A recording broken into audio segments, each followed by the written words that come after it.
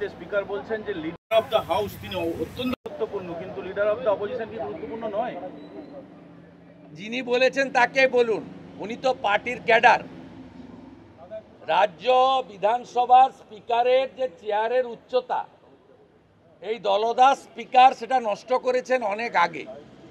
গত 3.5 বছরে উনার কীর্তি 1, পাবলিক অ্যাকাউন্টস কমিটিতে শাসক দলের লোককে চেয়ারম্যান করা, কীর্তি 2, স্ট্যান্ডিং কমিটিতে কোনো বিরোধী দলের লোক স্বাধীনতার পর কোনোদিন হয়নি চেয়ারম্যান না করা, কীর্তি 3, তৃণমূলের বিধায়করা পশ্চিমবঙ্গ পুলিশ, কলকাতা পুলিশ পান, তাদের পিএসও ভিতরে।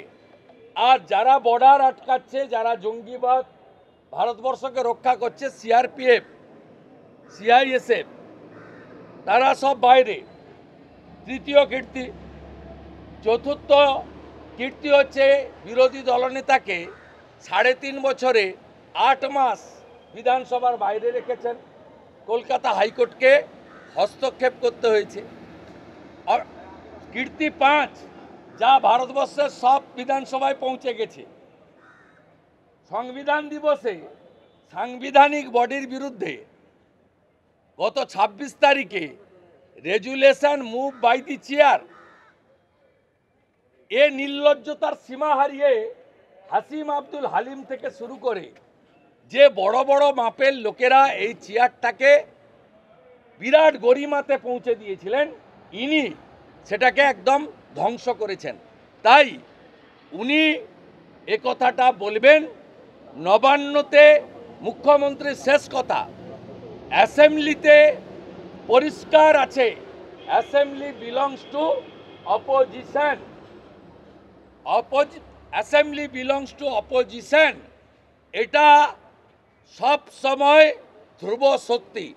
তাই কংগ্রেসের যখন 44 জন এমপি ছিল, তাদের বিরোধী দলনেতার মর্যাদা ছিল না, কিন্তু মোদিজি অধীর রঞ্জন চৌধুরীকে leader of the opposition status দিয়েছিলেন, লার্জেস্ট ব্লকের লিডার হিসাবে। তখনও অধীরবাবু পিএসসি চেয়ারম্যান ছিলেন।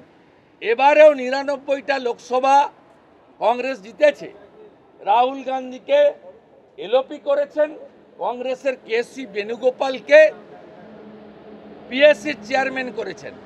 এই তৃণমূল যারা পশ্চিমবঙ্গ বিধানসভায় বিজেপিদের সদস্যদের একজনকেও স্ট্যান্ডিং কমিটি করেনি, তৃণমূলকে ভারতবর্ষের শাসক দল এনডিএ 2টো স্ট্যান্ডিং কমিটি দিয়েছে, একটা দোলা সেন চেয়ারপারসন, আরেকটা কীর্তি আজাদ চেয়ারম্যান।